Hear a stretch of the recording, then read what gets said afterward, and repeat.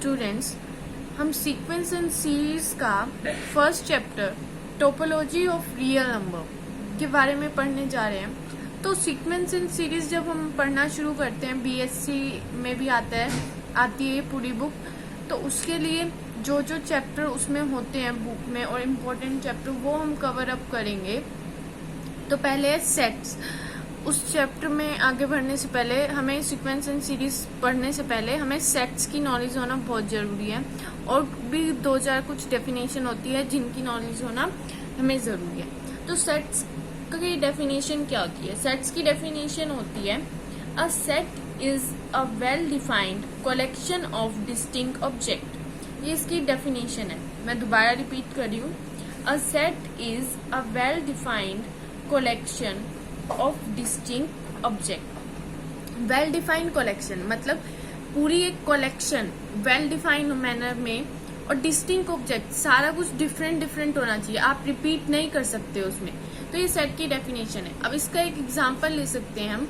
अगर मैं आपसे कहूँ कि आप मेरे को कलेक्शन करो 1999 से लेकर 2020 तक जितने भी प्राइम मिनिस्टर हुए हैं इंडिया के, उसकी एक वेल डिफाइंड कलेक्शन में उन्हें लिख दो, तो वो क्या कहलाएगा? एक सेट कहलाएगा कि हमने प्राइम मिनिस्टर की कलेक्शन की है, जितने 1999 से 2020 तक जितने भी इंडिया में बने थे, जो भी हुए थे। अब देखो, अब सेट का जो एग्जाम्पल नहीं होगा वो कौन सा नहीं होगा? अगर मैं आपसे पूछूं कि आपकी क्लास में कितने इंटेलिजेंट स्टूडेंट हैं, तो वो एक सेट का एग्जाम्पल नहीं होगा, क्योंकि हमें क्या पता कितने एक क्लास में, ना तो हमने क्लास बताई। दूसरी बात, एक क्लास में इंटेलिजेंट बच्चे, हमें क्या पता कौन सा इंटेलिजेंट और कौन सा नहीं। इस इंटेलिजेंट का कोई तुक नहीं बनता ना, अपने अकॉर्डिंग सब इंटेलिजेंट होते हैं। तो इसलिए ये वेल डिफाइंड नहीं होएगी कलेक्शन, इसलिए ये सेट नहीं होएगा। अब जो मैथ्स के अंदर जो सेट ज्यादातर यूज होते हैं वो कौन से होते हैं?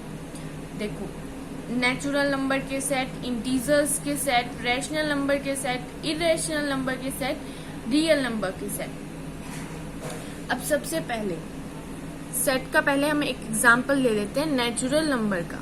Natural number, set of natural number को हम n से डिनोट करते हैं, सेट ऑफ नेचुरल नंबर।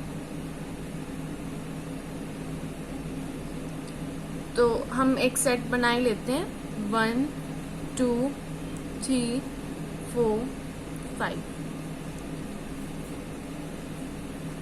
अब देखो, ये जो होएगा सेट में हमेशा ये ब्रैकेट लगानी जरूरी होती है, और जो सेट के अंदर ये लिखे गए हैं 1 2 3 4 5, इन्हें हम क्या कहते हैं? Members of set.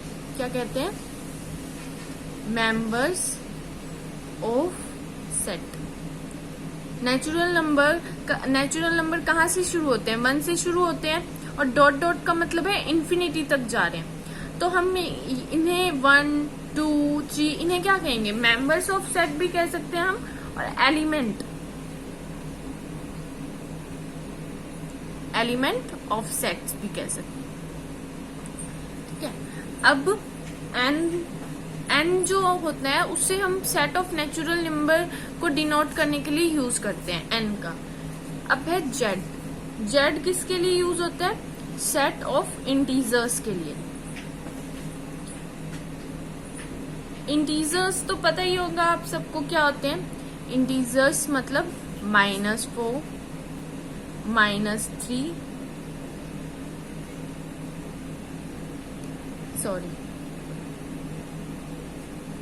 इंटीजर्स में माइनस भी आते हैं, और माइनस की वैल्यूज भी आती है, 0 भी आता है, और प्लस की वैल्यू पॉजिटिव टर्म्स भी आती है। ठीक है। अब उसके बाद है rational number.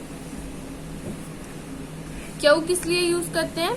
Set of rational number. और उसके बाद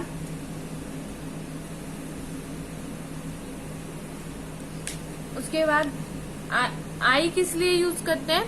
सेट ऑफ इरेशनल नंबर।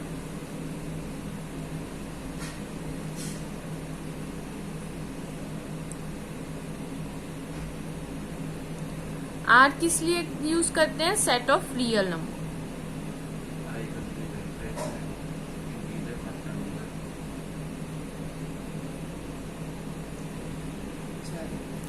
अब देखो, ये तो हमारा हो गया, हमने सेट्स के बारे में पढ़ लिया। अब हम जितने भी सेट ज्यादातर पढ़ेंगे सीक्वेंस एंड सीरीज में, वो रियल नंबर के सेट के बारे में पढ़ेंगे। Now move to our next topic. कुछ डेफिनेशन होती है सेट से रिलेटेड। 2 टाइप ऑफ सेट होते हैं, एक इनफाइनाइट सेट और एक फाइनाइट सेट। अब देखो, इनफाइनाइट सेट क्या होंगे? जिसमें इनफाइनाइट नंबर ऑफ एलिमेंट का जो सेट होगा। अब देखो, नेचुरल नंबर है, उसमें क्या है? इनफाइनाइट मेंबर्स है, 1 2 3, 1 से स्टार्ट होते हैं और कहाँ तक जाते हैं? इन्फिनिटी तक। हमें पता नहीं आगे जितनी भी काउंटिंग आती है उतने आते हैं। तो इसका मतलब इस सेट में जितने मेंबर हैं हम उन्हें काउंट नहीं कर सकते। तो ये क्या आएगा? एक इनफाइनाइट सेट।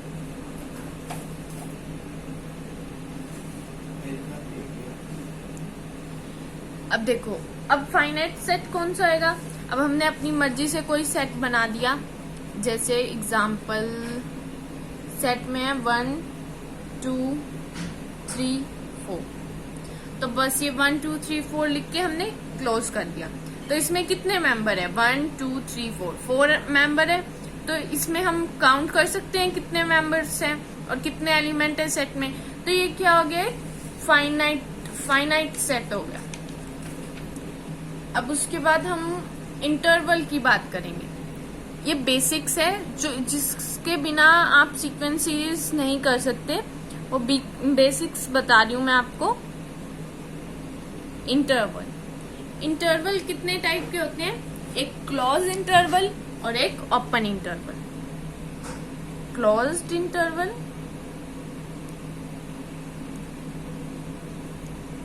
और ओपन इंटरवल।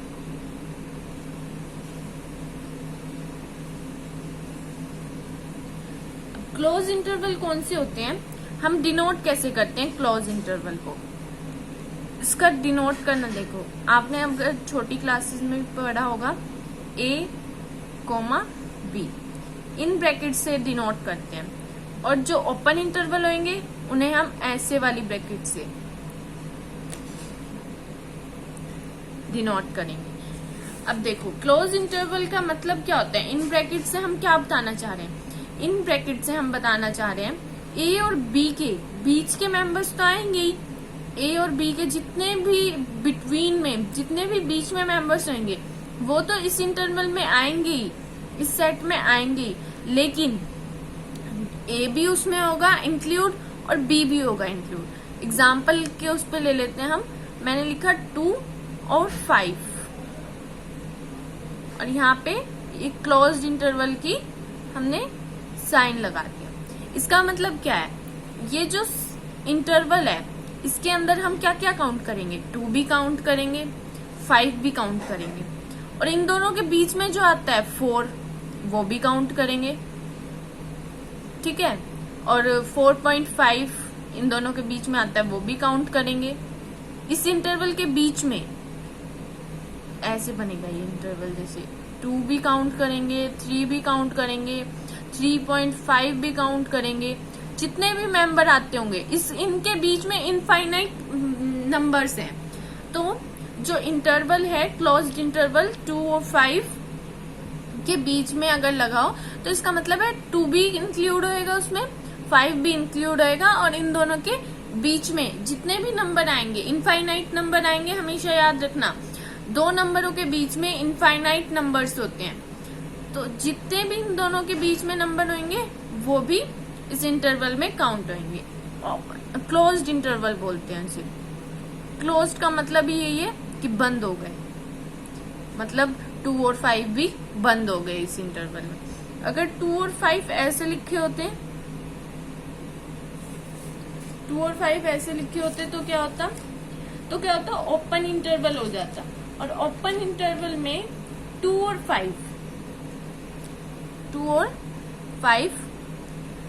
5 नहीं काउंट होंगे, मतलब इसमें 2 और 5 इंक्लूड नहीं होंगे। 2 और 5 के बीच में जो भी मेंबर्स होंगे, जितने भी मेंबर्स होंगे, जैसे 3,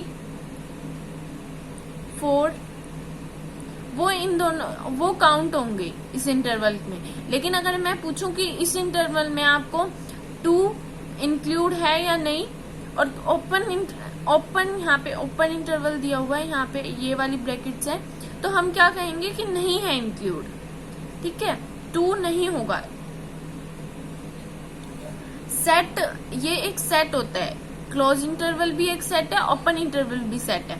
तो जब हम सेट बनाएंगे इसका 2 और 5 ओपन इंटरवल का, तो हम 2 को इंक्लूड नहीं करेंगे, सीधा 3, 3.5, 3.6, मतलब जितने भी मेंबर्स होंगे, 4 डैश डैश डैश डैश। लेकिन क्या, ना 2 आएगा ना ही 5 आएगा। 2 और 5 नहीं आएंगे इस इंटरवल के अंदर। 2 और 5, 4 लास्ट होगा, 4.9, 4.999 ये सब तो आएंगे, लेकिन 5 इंक्लूड नहीं होएगा और ना ही 2 इंक्लूड होएगा। ये एक सेट होगा, ये भी एक सेट है और ये भी एक सेट है। जो इंटरवल्स होते हैं वो भी एक सेट ही होते हैं। अब मैं क्लोज इंटरवल की और ओपन इंटरवल की आपको डेफिनेशन बता देती हूँ। Close interval, a set containing the element a, b and all real between a and b is closed interval and is denoted by a और b। अब देखो क्या है डेफिनेशन में,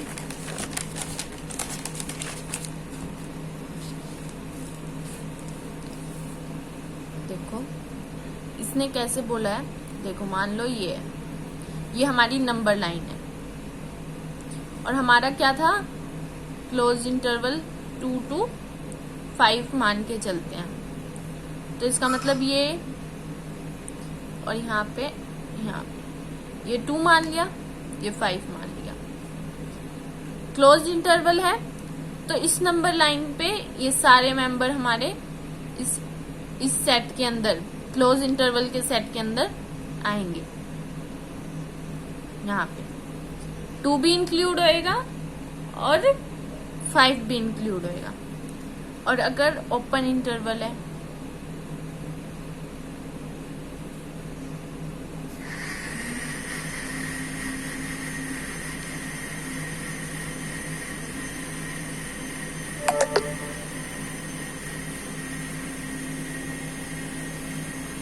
तो ना 2 इंक्लूड होएगा ना ही 5। 2 और 5 के बीच के सारे मेंबर आएंगे। तो ये क्या आएगा, ओपन इंटरवल। और ये एक सेट होता है, ओपन इंटरवल भी एक सेट होता है, ये हमेशा ध्यान रखना। सेट क्यों होएगा, क्योंकि देखो इसमें मेंबर्स आ रहे हैं ना, 2 और 5 के बीच के वाले सारे मेंबर्स आ रहे हैं, 4, 3 और 2 और 5 भी आ रहा है। तो इसका मतलब ये एक सेट बन जाएगा। सेट की डेफिनेशन जो हमने पढ़ी थी वो दोनों लागू होती है। Well defined collection of object, तो ये वेल डिफाइंड कलेक्शन होगी, इसीलिए हम इन्हें क्लोज इंटरवल को भी सेट बोलते हैं और ओपन इंटरवल भी एक सेट होता है। ठीक है, अब हम आगे मूव करते हैं अपने फर्दर सबसेट। सबसेट क्या होता है, सबसेट से ही हमें पता चल रहा है सेट का छोटा सा पार्ट। सब मतलब छोटा, सेट मतलब कोई सेट है उसका अगर हम छोटा सा पार्ट निकालते तो वो क्या हो जाएगा, छोटा सेट। तो मतलब उसी के ही मेंबर होंगे ना, उसमें सेट हमने पूरा बड़ा लिया। जैसे एग्जांपल लेते हैं, एक सेट है, इस सेट में क्या ले लेते हैं, 1 2 3 4 5 डैश डैश डैश 10 तक मेंबर्स ले लेते हैं। ठीक है, हमने कहाँ तक लिए हैं, 10 तक।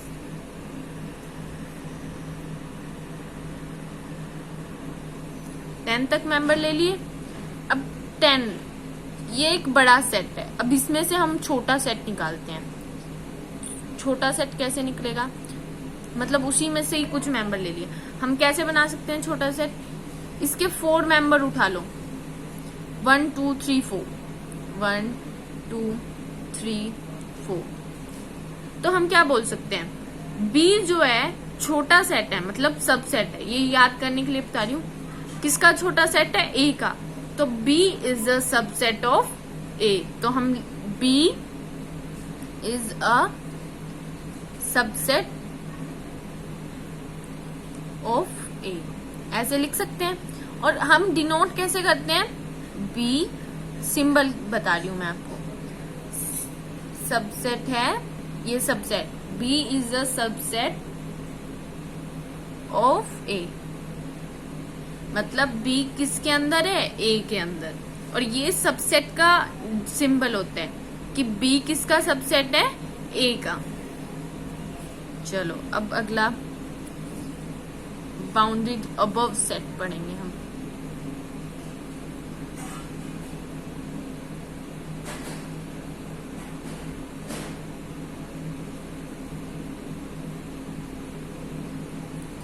बाउंडेड अबव सेट, तो बाउंडेड अबव सेट कौन सा होता है? अब ये सोचना पड़ेगा कि बाउंडेड अबव सेट कौन सा होता है। बोलते हैं बाउंडेड अबव सेट वो होता है जिसका क्या होता है? अपर बाउंड होता है। जिस सेट का अपर बाउंड होएगा वो क्या होएगा? बाउंडेड अबव सेट होएगा। और अपर बाउंड कौन सा होता है? अब हमें ये पता लगाना होगा अपर बाउंड क्या होता है। अब एग्जाम्पल ले लेते हैं, हम कोई एग्जाम्पल से ही समझा जाता है। हमने एग्जाम्पल ले लिया पुराने वाला ही, ए 1 2 3 4 5 डैश डैश डैश डाल के 10। अब देखो अपर बाउंड क्या होएगा? अपर बाउंड वो होता है जिस नंबर से सेट के सारे एलिमेंट छोटे। अब ये ढूंढो, यहाँ तक इस सेट में, इस सेट में कितने मेंबर हैं? 1 से लेकर 10 तक काउंटिंग है इसमें, 1 2 3 4 5 6 7 8 9 10। अब 10 एक ऐसा नंबर है जिससे सारे एलिमेंट, जितने भी सेट के एलिमेंट हैं, 9 8 यहाँ पे 7 6, ये सारे एलिमेंट क्या आएंगे? छोटे होंगे। 10 से सारे एलिमेंट क्या आएंगे? छोटे होंगे ना। 10 सेट में ऐसा एलिमेंट है, सबसे बड़ा एलिमेंट है ना 10 सेट में।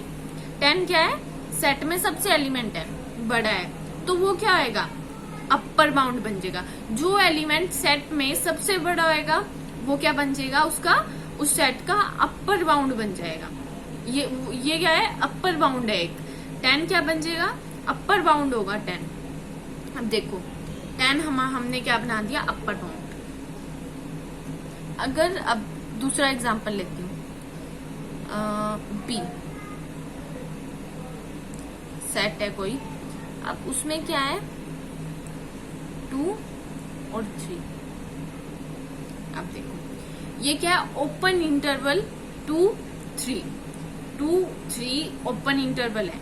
ओपन इंटरवल में मैंने आपको बताया था ना 2 इंक्लूड होएगा ना 3 इंक्लूड होएगा। मतलब कैसे लिख सकते हैं हम इस set? 2.1 2.2 dash dash dash dash 2.9 dash dash dash dash 2.99। अब देखो हमें पता नहीं ना, इसमें आगे भी चल सकता है लेकिन 3 नहीं आएगा। मेंबर्स तो 2 और 3 के बीच में तो बहुत सारे इनफाइनाइट नंबर है। अब हमें क्या पता कि 2 और 3 के बीच में जो है वो कौन से नंबर है, मतलब कि कितने नंबर है और कौन सा सबसे बड़ा होएगा। ना तो 2 इंक्लूड है सेट में, ना 3 इंक्लूड है सेट में, तो हम कैसे ढूंढेंगे ऐसे में अपर बाउंड? अपर बाउंड जरूरी नहीं है कि हमेशा सेट में प्रेजेंट हो। अपर बाउंड जरूरी नहीं है हमेशा सेट में प्रेजेंट हो। अपर बाउंड के लिए क्या शर्त है? कि उस कोई एक ऐसा नंबर हमें मिल जाए जो कि जिसके कारण सेट के सारे नंबर छोटे हो जाए। कोई ऐसा नंबर हमें मिल जाए, सेट में हो और नंबर ना हो, लेकिन ऐसा नंबर मिलना चाहिए जिससे सेट के सारे एलिमेंट्स छोटे हो जाएं। मतलब कहने का क्या मतलब है कि कोई बड़ा मिलना चाहिए हमें। जैसे हमारे घर में दादाजी हैं, तो मैं ये नहीं कह रही कि बच्चों में सबसे बड़ा बच्चा कौन सा है घर में, ये नहीं बात करी। मैं कह रही हूँ कि कोई हमें ऐसा कोई मिल जाए जो उस बच्चे वाले सेट में हो या ना हो, लेकिन बड़ा होना चाहिए उस सारे बच्चों वाले सेट से। घर के जितने बच्चे हैं उनसे बड़ा होना चाहिए। तो क्या आएगा 3 क्या हो जाएगा, इस सेट का अपर बाउंड हो जाएगा। क्यों? 3 से सारे मेंबर जितने भी सेट में आएंगे सारे मेंबर क्या हो जाएंगे, छोटे हो जाएंगे। तो 3 क्या हो जाएगा, अपर बाउंड हो जाएगा। देखो अपर बाउंड के लिए सबसे जरूरी क्या है कि उस नंबर से, उस सेट के नंबर से, उस नंबर से सेट के सारे एलिमेंट्स छोटे होने चाहिए। मतलब अब अगर हम इसकी बात करें ए की, इसमें 10 हमने अपर बाउंड इसलिए लिया था क्योंकि इसमें था, जरूर सेट में भी हो सकता है अपर बाउंड और सेट से बाहर भी हो सकता है। अब 11 भी इस ए सेट का 11 भी अपर बाउंड बनेगा। क्यों? 11 से भी सेट के सारे मेंबर छोटे हैं। 12 भी अपर बाउंड बनेगा।